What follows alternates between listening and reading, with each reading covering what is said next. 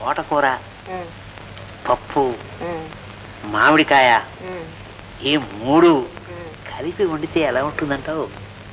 నా మోహంలాగా ఉంటుంది. దమ్మిడి సంపాదన లేదు కానీ కోరికలకి ఏమీ తక్కువ లేదు.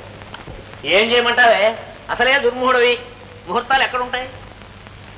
అయినా అది ఏ ముహూర్తాన్ని పుట్టిందో, ఏ ముహూర్తాన్ని ఇంట్లో కాలు పెట్టిందో, ఏ ముహూర్తాన్ని మళ్ళీ గడప దాటిందో ఆ ముహూర్తం లాగా ఈ ముహూర్తం వరకు కాని సంపాదన లేదు. మన రోజులు మంచివి కాబట్టి మనకి దాని పేడ విరగడైంది. అఘోరించేవులే, దాని ఆరోగ్యం బాగుపడిందిగా. మళ్ళీ ఏ ఉద్యోగంలో అన్నా చేరితే దాని మొహం ఇన్నాళ్ళు మీ మొహం చూసి గౌరవించారు గాని ఇప్పుడు అది వీధిలోకి వెళితే తూ అని ఉమ్మేరు. ఆ మాట నిజమే. ఇక మీద దాని పేరు ఎత్తకండి, ఒళ్ళు కంపర వెతిపోతోంది. అంతేయా? రామా రా. ఇంట్లోనే ఉన్నావా? ఏమిటన్నా? ఇంట్లోనే ఉన్నావా?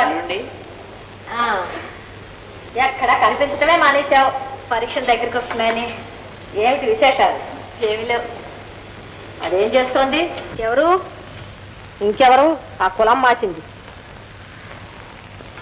ఎవరత్తయ్యా? అదే మీ అక్క. అక్క అయినా దాని కూడా మనకెందుకు. ఇప్పుడు అక్కడి నుంచే వస్తున్నాను. ఏమిటి? అక్కడి నుంచే వస్తున్నావా? కాడు కడుక్కున్నావా? స్నానం కూడా చేసొచ్చా. వానిద్దు, దాని సంగతి మనకెందుకు. ఇంతకీ ఏమందే? ఇంట్లో లేదు. లేదు?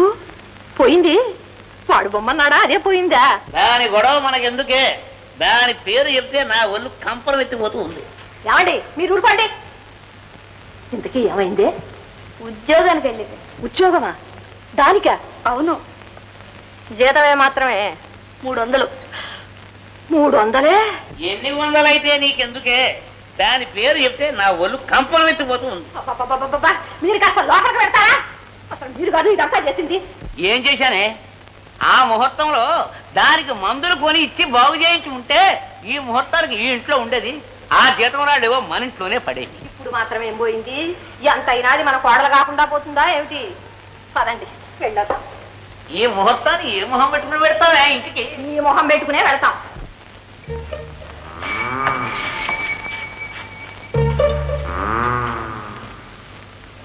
అమ్మాయి అరుణా. అమ్మాయి అరుణా. ఏమిటమ్మా చూస్తున్నా? ఇలా వచ్చారేమిటానా? ముహూర్తం గారు ముహూర్తంలో వచ్చారేమిటా? ఏదో ఆ రోజు డాక్టర్ గారు మీరు ఎంత ఖర్చు పెట్టినా దండగే బ్రతకదు అని చెప్పబట్టి మందులు చీటీ చింపేసింది. సరే, ఆ తర్వాత నిన్ను చూడటానికి వద్దామనుకుంటే మీ మామయ్యకేమో ఒంట్లో బాగుండలేదు. ఆయనకి కొంచెం బాగుపడి వద్దామనుకుంటే మీ అత్తయ్య ఒంట్లో బాగోలేదు. చూడమ్మా, నీకోసం ఆలోచించి ఆలోచించి ఎలా సహం అయిపోయిందో. నువ్వు జరిగిందే మనసులో పెట్టుకుని మాట్లాడకుండా ఉంటే మేమేమైపోతాం చెప్పు. అసలే గురుమూఢమి, ఎక్కడా నయా పైసా చిక్కడం లేదు. మాట్లాడవేమే తల్లి.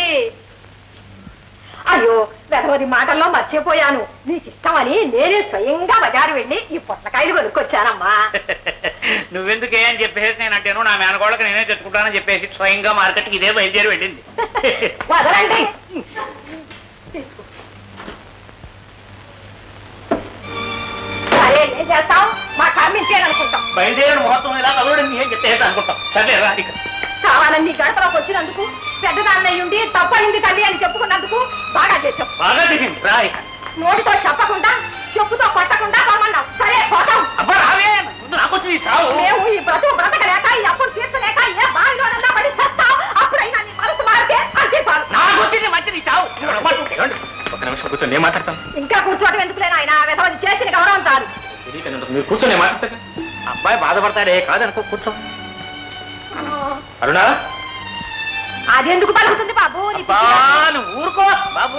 నువ్వు కూర్చో. అలాగా కావాల్సింది అబ్బాయికి. ఏంటండి, ఏం జరిగింది?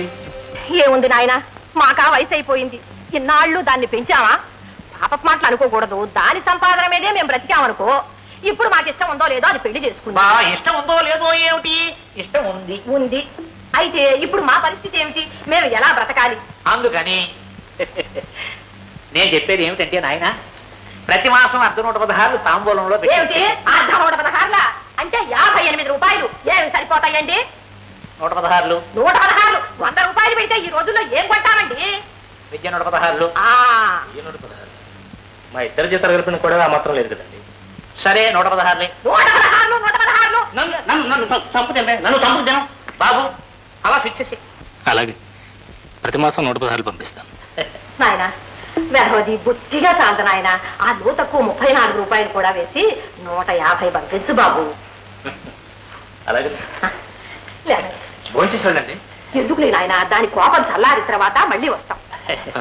అలాగే నాయన ప్రతి మొదటి తేదీకి నేను ఇక్కడికి వచ్చేస్తూ ఉంటాను. అక్కర్లేదండి, నేను పంపిస్తాను. ఆ అబ్బాయి పంపుతాడండి పిచ్చిగానే. అరుణ, గుమ్మంలోకి వచ్చిన వాడిని ఎలాగైనా గౌరవించడం. వాళ్ళు ఎంత బాధపడతారు చెప్పు. నేనెంత బాధపడకపోతే వాళ్ళు అలా బాధ పెడతాను. సరే, వాళ్ళు ఏదో తప్పు చేశారని మనం ఎందుకు చేయటం? మీరు ఒప్పే చేశారుగా, వాళ్ళు అడిగిన దానికల్లా సై అన్నారుగా. మీ మంచి ఎంతవరకు పెంచుతారు చూద్దాం. చూడు, వాళ్ళ తప్పు వాళ్ళు తెలుసుకున్నారు, ఇంకా ఎందుకు చెప్పు. అది సరే, మనం సినిమాకి వెళ్దాం, రెడీ అవ్వండి. నేను రాను, మీరు వెళ్ళండి. అరే, కోపంలో కూడా చాలా అందంగా ఉన్నారే. ఎందుకైనా మంచిది అప్పుడప్పుడు అలాగే ఉండండి.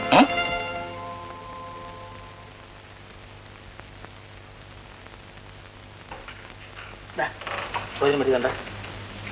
ఎన్నే భోజనం పెట్ట పెట్ట వద్దు, ఏం ఆకలి లేదు. అక్కర్లేదు, నేను పెడతాను. వద్దంటుంటే. అమ్మా అరుణా, ఆరోగ్యం ఎలా ఉందమ్మా? ఆరోగ్యాలు ఏమండాయ్, నా తల్లి, నా బంగారమే. ఎంత అందంగా ఉన్నావే. సన్నంగా ఉంది. నేనెవరమ్మా? నేనెవరమ్మా? అరుణ పోలికేనండి. పోలికే. ఓ రకంగా చూస్తే అరుణ చేసిందే మంచి పని అనిపిస్తోంది. మన కుటుంబంలో పిల్ల పాప లేకుండా పోతారని ఎంతో భయపడ్డాను. దాని కడుపు చలవల్లో కాయ కాసింది. ఇక భయమేం లేదు. అమ్మా, నేను చేసిన తప్పుకి మీ అమ్మకి ఇంకా మా మీద కోపం పోలేదు. పోదు కూడాను. నువ్వు పెద్దదానం అయిన తర్వాతనైనా ఈ బామ్మని తాతయ్యని కొంచెం పలకరిస్తూ ఉండమ్మా. వెళ్ళొస్తాను తల్లి, వెళ్ళొస్తా. అత్తయ్య, అమ్మా నన్నేనా తల్లి? కూర్చో అమ్మయ్యా. ఏమేవు, మనం బయలుదేరిన ముహూర్తం దివ్యమైనటువంటి ముహూర్తమే. అమ్మగారు, అదేమిటి అప్పుడమ్మా, ఏమిటి ఇక్కడ పని చేస్తున్నావు? ఏమిటి బాగున్నారా అండి? మాకేమిటి అమ్మాయి ఉండుగాను. అమ్మగారు ఎల్లొత్తా. ఎక్కడున్నా అప్పలమ్మ తొందరగా ఉంటుంది. అత్తయ్య, అమ్మా అమ్మా, నీ మనస్సు ఇంతకాలం ఎంతో బాధ పెట్టాను. అవన్నీ మర్చిపోతండి. అరుణ, అమ్మాయి పుట్టినరోజు టైం ఇస్తే జాతకం రాస్తాను. చూడు తల్లి, జరగదనుకున్నది జరిగింది. ఇంతకాలానికి తల్లి అయినావు. ఏదో నలుగురిని పిలిచి బారసాలు జరిపించి అమ్మాయికి పేరు పెట్టించు. ఏమ్మా?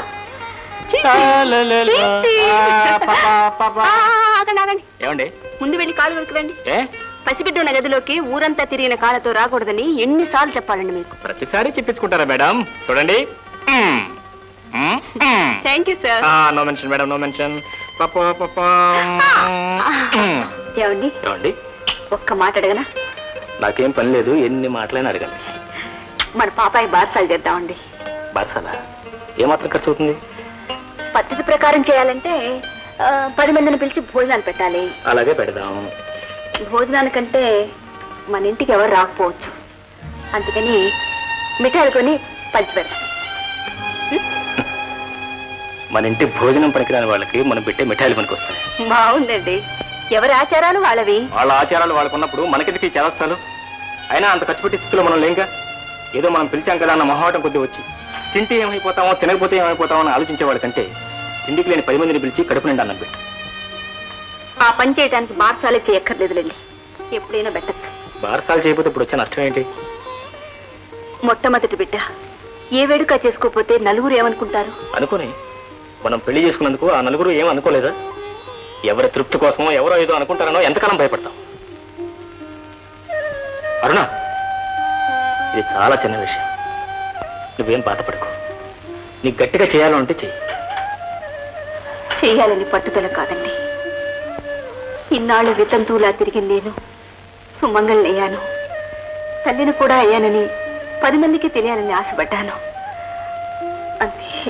అయితే తప్పకుండా చేద్దాం. ఎంత డబ్బైనా ఖర్చు పెడదాం. వద్దండి. ఏ కోపంతో అంటున్నావు? లేదండి, నిజంగానే అంటున్నాను.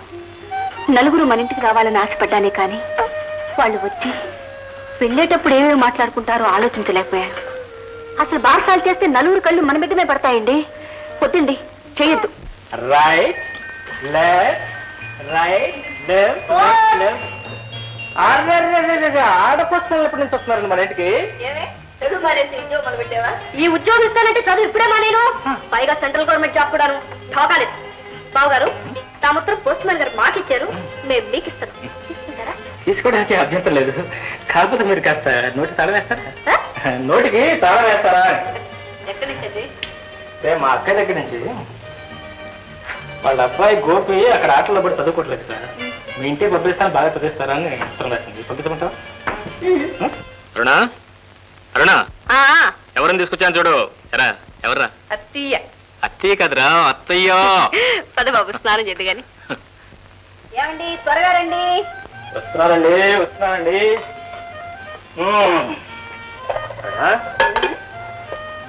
ఇక మాట చెప్తాను, ఏం బాధపడదు. ఏం బాధ? రెడీ? నా ఉద్యోగానికి ప్రమోషన్ వచ్చింది. నిజంగా? ఓ, కంగ్రాచులేషన్. Thank you.